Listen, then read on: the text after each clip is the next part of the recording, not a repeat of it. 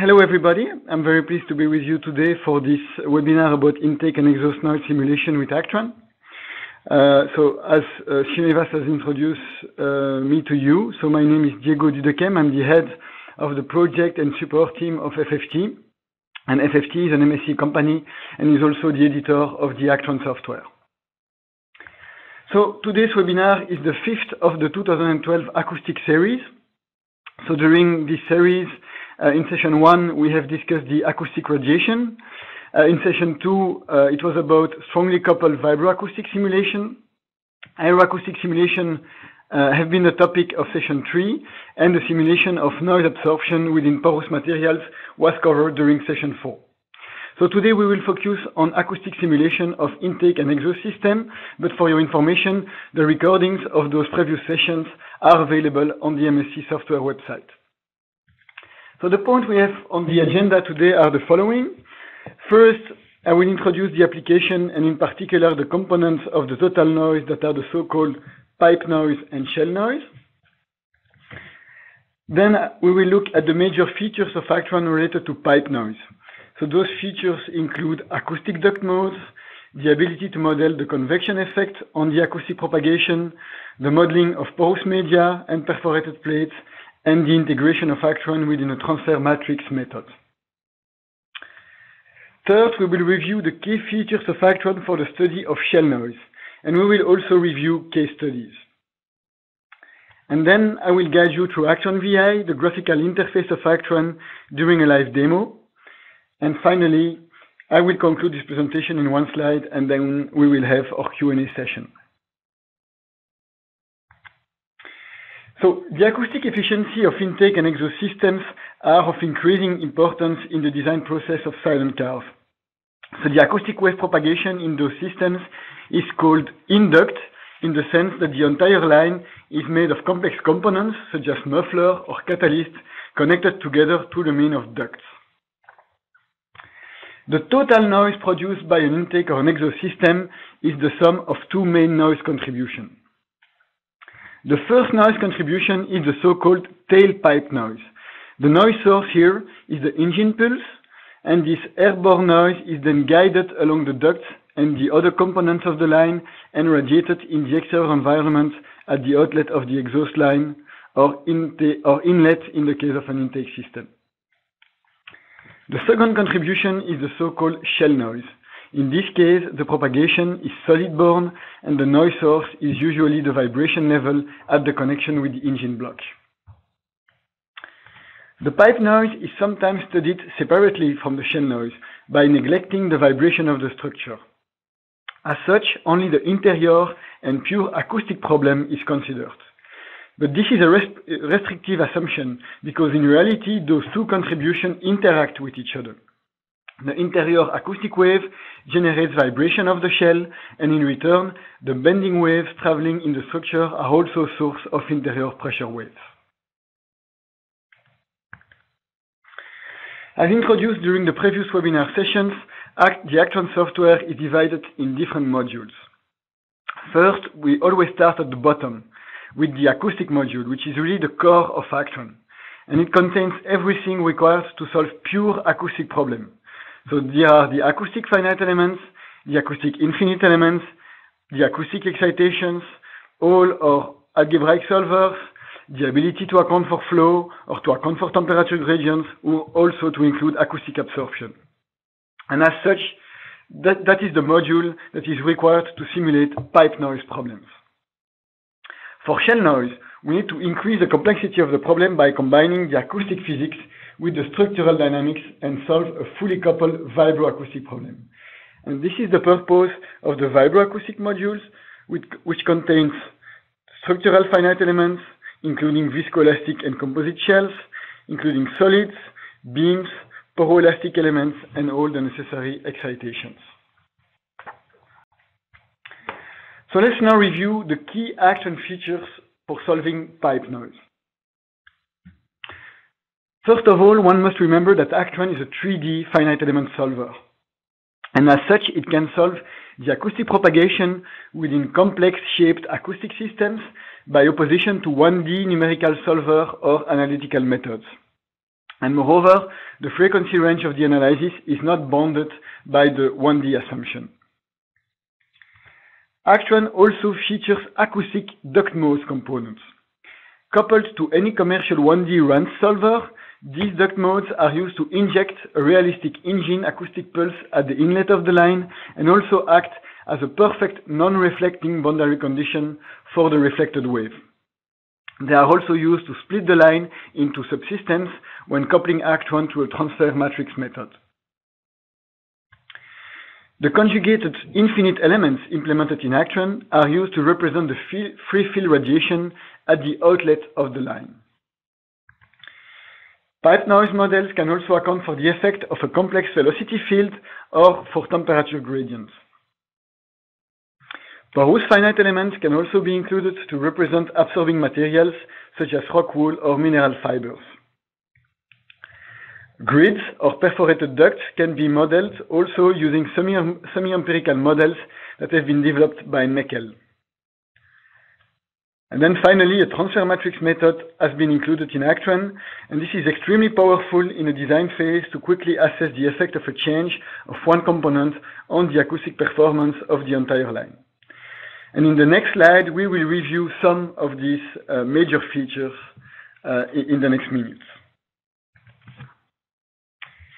Acoustic duct modes or modal duct components are a mathematical representation of a semi-infinite rigid-walled acoustic duct. And to understand what is a modal duct component, it is important to remember that the total acoustic pressure inside a duct is the sum of an incident wave propagating downstream and a reflected wave that propagates upstream. And in any case, both the incident and the reflected pressure waves can be seen as a mathematical superposition of acoustic duct modes. This sum of duct section mode shapes, weighted by the mode participation factor, is what is called a modal duct component. A mode of a given complexity order, that is the radial order or the azimuthal order, for instance, in the case of circular or annular ducts, this given complexity order only propagates below its so-called cut-on frequency that depends on the section size and the shape of the section. And for this reason, at low frequencies and for small sections compared to the wavelength, only the plane wave will propagate inside the duct. At higher frequencies or for larger duct sections that are above the first cut-on frequency, the acoustic field can be much more complex, and then higher order modes can propagate, like the one you have on the right side of the picture. The modal duct components are of primary importance for simulating ducted acoustics. They are typically used to evaluate the acoustic transmission through the transmission loss of an exhaust line or of any of its components. A modal duct component will be applied to the inlet to impose the incident acoustic wave and to act also as an anechoic condition, that means perfectly non-reflecting condition, for the reflected wave. Another modal duct will typically be applied to the outlet to act as an anechoic condition for the transmitted wave. This simulation typically involves only the plane duct mode at inlet and outlet, because the sections are small compared to the acoustic wavelength of interest, and as such, higher order modes are cut off or evanescent. Another important feature is the ability to account for the effect of aerodynamic fields on the acoustic propagation. Indeed, according to the ideal gas law, any temperature, pressure, or density field will have an impact on the local sound speed. For instance, the larger the temperature, the larger will be the sound speed. And taking into account the temperature gradient is especially important for exhaust systems, particularly for components located just downstream of the engine and receiving the hot exhaust gas. The acoustic propagation is also affected by the steady flow that carries the acoustic wave. That is the well-known Doppler effect that extends the wavelength in the direction of the flow and compresses the wavelength in the other direction. The different steps involved in a convected wave analysis are the following. The first step is the CFD computation to compute the steady aerodynamic fields at all the points of the CFD mesh. Typically, those computations are of RANS type or Euler type. And Actran is interfaced with the major commercial CFD package like Fluent or Star CCM Plus or CFX or many others. The second step involves the mapping of the CFD fields on the acoustic mesh, and this is performed by the Actran iCFD utility. And then the third step is the acoustic computation using the projected mean flow from Actran iCFD and the acoustic mesh to obtain the final acoustic results.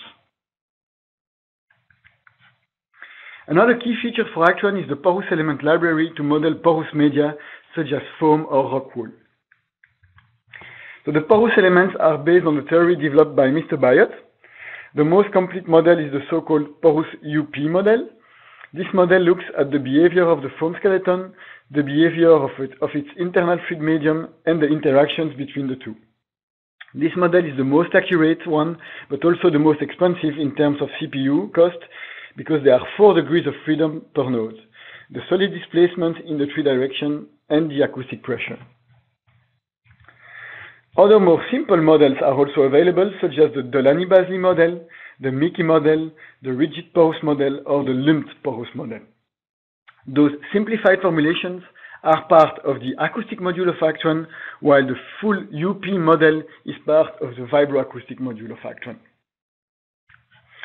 The required material properties are the so-called Bayot properties, such as the Young modulus, solid density and Poisson ratio for the skeleton, or the tortuosity, the resistivity, and the porosity to characterize the interactions between the fluid and the skeleton.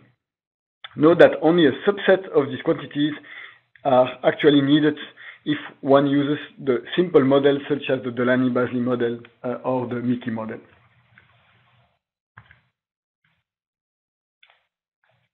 A very useful computed indicator is the dissipated energy within each phase of the porous medium. And based on that information, a detailed analysis of the dissipation mechanism can be performed. Many modern mufflers include some kind of perforated pipes that needs to be included in the numerical models to obtain accurate results. Such perforated device can be seen as a perfectly rigid porous sheet separating 2 acoustic domains. The method typically used with Actran is to remove the perforated plate from the 3D CAD model and to represent only the cavities at each side of the sheet using 3D acoustic finite elements. And those cavities will actually be coupled together through a transfer admittance matrix. And so the transfer admittance matrix coefficients are computed using the semi-empirical formula derived by Meckel. The coefficient AP depends on the grid geometrical parameters such as the size of the holes, the pitch, the thickness of the sheet, and on the material properties of the acoustic fluid that is considered.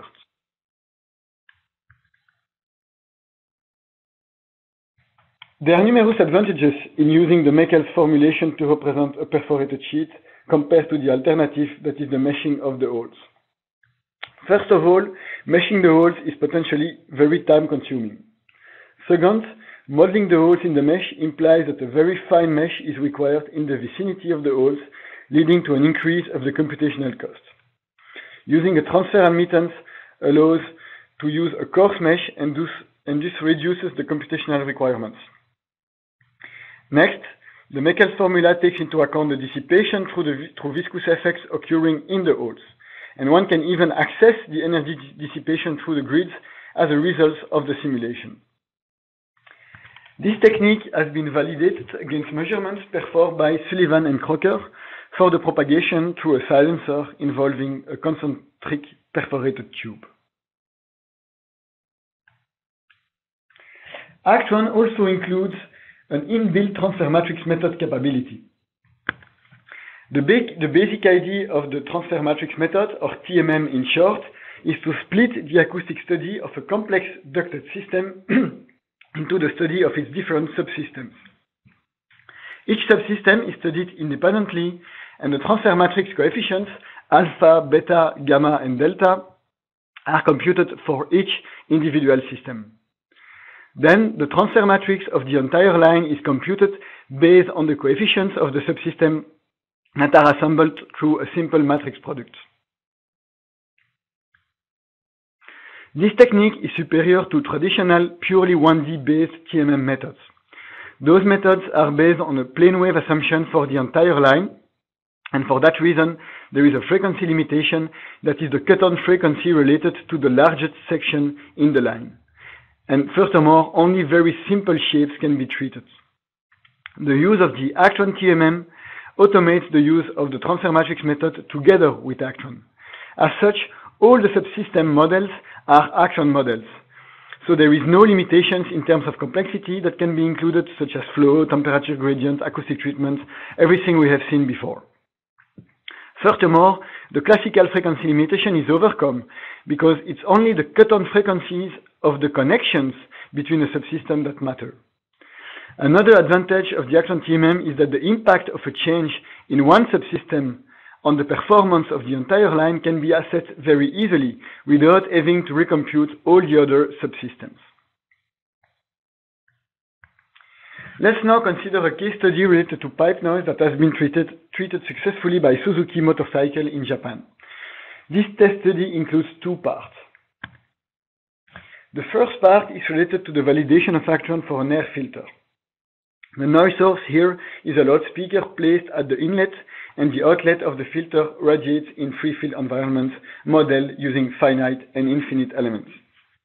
One looks at the transfer function of pressure between the inlet and the outlet, and you can see that the agreement between Actran in green and the experiment in black is pretty good. The second case handles the propagation into the complete exhaust line of a motorbike. The model includes various components. There is first a loudspeaker as the noise source. There is also a muffler made of various chambers connected together through perforated pipes and including a rock wool material. Third, there is a tube of constant section between the loudspeaker and the muffler. And finally, there is an outlet radiating in the open environment. The Actran TMM simulation is validated against a model including the entire line and by comparing the transmission loss index. Okay, let's now consider the second noise contribution, that is the shell noise. To represent the structure, Actran includes viscoelastic shells, solids, beams, stiffeners, and mass spring elements. Two types of shells are available in Actran. First, there are the thin shells, which are 2D elements, and that are very similar to the shell of Nastran. The main advantage is that the thickness is a parameter of the input file, but there are also solid shells in Actran, and those are 3D elements that have a shell formulation, but the thickness is present in the mesh, and the combination of thin shell and solid shells is possible. Both types of shell can be coupled with any fluid, solid or porous medium, on one side, on or both sides. And those shells can be isotropic or orthotropic. They can be composites and described as a succession of plies. Another important feature for shell noise is the possibility to use incompatible or non-congruent meshes. And this is crucial since the acoustic domains need to be meshed to correctly capture the acoustic wavelength, while the structure needs to be meshed to capture the bending wavelength. And a typical Actran model for shell noise will therefore include three independent domains that are meshed separately: the interior acoustic domain, the structure shell, and the exterior acoustic domain. The structure can obviously be modeled with Actran structural elements in physical coordinates, but another way is to leverage on existing Actran structural models under the form of structure modes. In that case, the acoustic domains, interior and exterior, will be solved in physical coordinates and will be coupled to the structure solved in modal coordinates. This is what we call an hybrid modal physical frequency response. An interesting feature to optimize the computational requirements is the use of a staggered solution scheme to split the fully coupled simulation into a set of weakly coupled analyses. This split is organized automatically in Actran, and the resulting benefits is a decrease in the RAM consumption and in the computational time. Actran can also be coupled with Actran for importing kinematical or mechanical excitations and other real-life boundary conditions through the use of superelements. The case study we will consider now is a muffler subjected to both an acoustic excitation at the inlet, that is the engine pulse, and a kinematical excitation, that are the vibration levels at the mounting points. The considered model includes an acoustic interior domain, an acoustic exterior domain model using finite and infinite elements, and a structural finite element domain. The output of interest in this study are the interior sound pressure levels, the deformation levels, but also the power balance statement. One can indeed plot against the frequency the injected power level, the transmitted power by the pipe, the reflected power at the inlet, and the radiated power by the shell, but also the power dissipated by structural damping. Okay, so now I will guide you through the graphical interface during a live demo. So in this demo, we will treat a model that is very similar to the model involved in this last case study. So the objective of the demo is to compute the shell noise and pipe noise of a muffler submitted to an engine pulse excitation.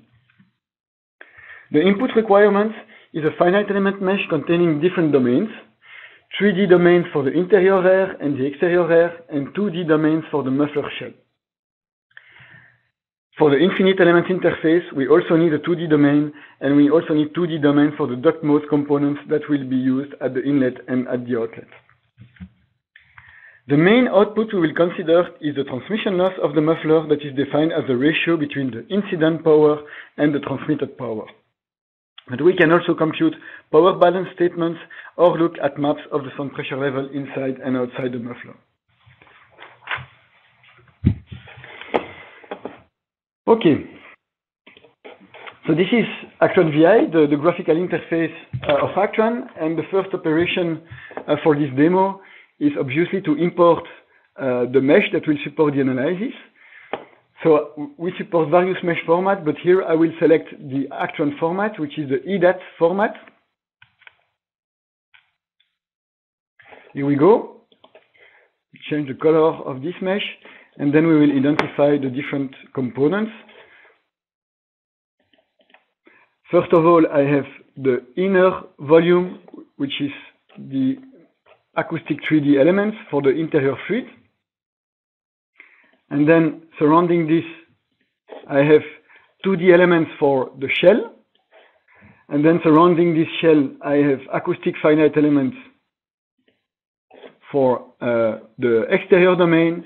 And then on top, on the free face of this acoustic exterior finite elements, I will use a surface as a basis of my infinite elements. So the first step is to create the different materials. For my shell, I will assume that my shell is made of steel. So I will import in the material database an example of steel material, which is here. Here we go. And then for the acoustic domains, I will create a material that is the air, and I will use the default material properties of the air. Then my second step is to really create the analysis, and I will select a direct frequency response because I want to solve the system in physical coordinates. And I will create now the different components that are required for the analysis, starting from the interior through the exterior. So the first component is the acoustic interior finite element domain. It's a finite fluid. I will rename it here acoustic inner. I will link it to the acoustic material and apply it to the good set of elements, which is the inner volume. Then the second step is to create the modal duct components at both the inlet and the outlet.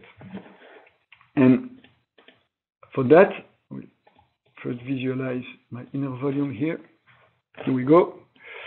So I'm going here, select modal duct circular, because the ducts that I consider are circular. I will apply that on the inlet. So I will call it here inlet. I need to apply it to the right material here, up. And so those duct modes, as I said earlier, are analytical representations of duct modes, and they need to be located and defined at the right place, and also they need two set of parameters, a center and then a propagation axis. And so this can be computed automatically using here this button here, and also I need to define the section size of this duct, and so that's what I just did. I should normally visualize them, so they have been computed here, but by default these duct modes are oriented towards the exterior, and that's not what I want. I want them oriented towards the interior, so I will simply here, for convenience reason, change the orientation of my first axis. Here we go. And then I need to apply, to define the modes that I want to inject or let free for the reflected wave. And this is done here. So I want to inject a plane mode, which is a 1-0 mode order. I want to inject a given intensity value of 1 watt.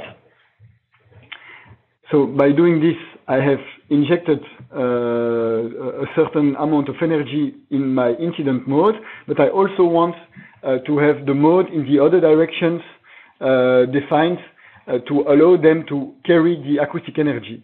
And so that's what we call a free mode. And so I want to have all the free modes that are propagating in the frequency range of interest. Here we go. And when this is done, I have created my excitation and also my anechoic boundary condition at the inlet. So I will do exactly the same at the outlet, or almost the same. Here, circular duct outlet. Again, need to point to a valid material. I need to specify here that I want them applied to the outlet. I need to define the axis, and I need to define a mode. And here I just want them to act as a free termination. It's not the excitation. So I will again use those free modes, and I will take all free modes on the frequency range of interest. So my frequency range of interest is from 0 to 1000 Hertz, but I want to be sure that I will carry all the energy, so I take a little bit more modes, but I will take all propagating modes from 0 up to 1.2 kilohertz. Here we go. So by doing that, I have fully created the components needed for my interior acoustic domain. Now I will start I go from the interior to the exterior, so I will look at the shell. Oops, here. So I will define the shell, and the shell is supported at its extremity. So I will also need to apply a displacement boundary condition at both the inlet and the outlet for my shell. So first of all, I will create my thin shell components that will be linked to the steel material. I will apply that on the shell. And one parameter that is important is the thickness of the shell, because I'm using a thin shell, and this will be 1 millimeter. And that's it. And then the boundary condition, which is a displacement here. Oops. Okay. The displacement here should be 0, 0, 0. So 0 displacement in the 3 directions, and I will apply that on the displacement set. Okay, so now I have my interior fluid. You see, this is my interior fluid. I have my shell, I have my displacement. So I need to have my exterior fluid. So my exterior fluid is first acoustic finite elements, acoustic exterior. Again, pointing to the fluid materials, and this is the outer volume, but also I need to define infinite elements that also point to the same materials. There I need an interpolation order. That's something you know if you have followed previous webinars. And I need to define a center that has those coordinates, 0.4, 0.28. So this center should be located at the center of the source zone. I will use the default axis, and I can visualize that, and I can indeed see that the center of these infinite elements is perfectly centered inside my model. So I'm okay, and I need to apply that on my infinite element surface. So when I'm done that, I have almost everything: my acoustic interior domain, my shell, my acoustic exterior domain. I simply need to set up numerical parameters that are, first of all, the frequency range of interest. So I want to go from 10 Hz with a 10 Hz step up to 1 kHz. Oops.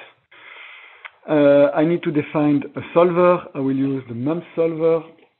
I want to output all the results in my output file that I will call res.plt. And in case I want to have some map, some frequency map, I can do that here. I will select the Actran NFF format. The name of the file will be res.nff, and I will output the results every 10 frequencies, and I will output the results on the inner and outer volume, and also the displacement, the shell vibration. Here we go. So I think when this is done, I have everything. So the next step is to export the analysis. Shell noise Jigo 2. Oops. Oh, problem. I forgot to specify the radius of one of my duct modes. This is here, indeed, up. Normally, this should be okay. No. Okay, so my file has been created. It's here. So maybe quickly I can travel to the file so you see the input file of Actran. So it's very clear and easy to read.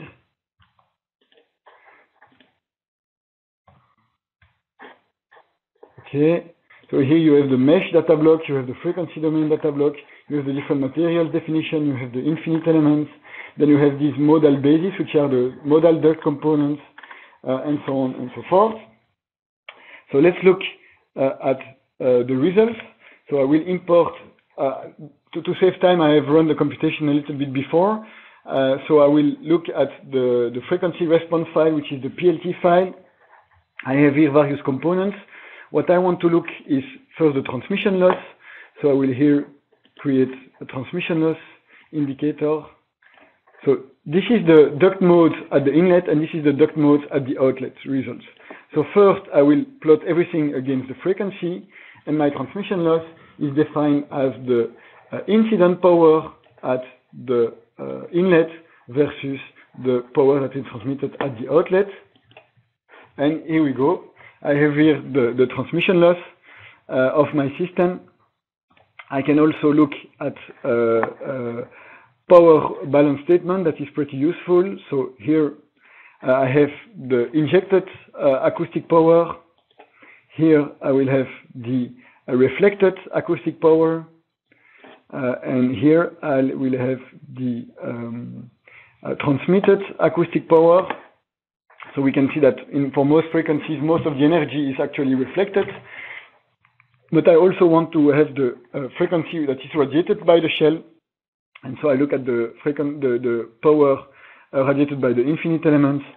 And here we go. And I can see that the radiated power is mainly lower, except at some frequencies where indeed it has a significant contribution. Okay, I think it's time now to finish the presentation because we are running out of time. So I will quickly conclude. So during this presentation, the concept of pipe noise and shell noise has been introduced. Both contributions can be easily computed with Actran. Among others, Actran can account for complex real-life phenomena such as the impact of 3D geometrical complexities, or the convection effects of complex flow, or temperature gradients, or the viscous dissipation occurring in perforated plates, or also the absorption from rock wool and fiber materials. So we have reviewed the main features of Actran for those applications, and we have also applied some of them during a live demo. The complexity of the models can, of course, be further extended. For instance, we can take into account the presence of the car on the radiation, on the acoustic radiation in the exterior environment, like here, or we can also use aero-acoustic source by coupling all those features with the aero-acoustic features to study the noise generated by turbulent flow. Okay, thank you very much for your attention.